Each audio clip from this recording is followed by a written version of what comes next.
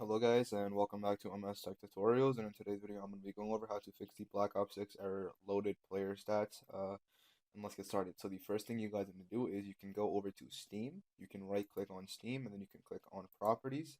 From Properties, go over to the Compatibility tab, and what you want to do is you want to check two boxes. The first box you want to check is run this program in compatibility mode for Windows 8, and then the second box you can check is run this program as an administrator.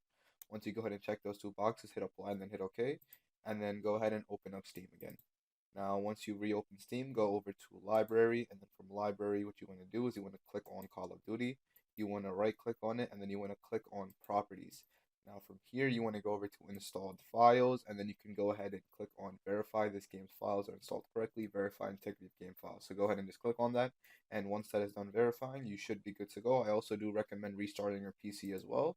And yeah, so once you do all of these things, you should be good to go, and you're done. And yeah, that is it for the video. Thank you guys for watching. Make sure to give the video a thumbs up, subscribe to the channel, and have a great day.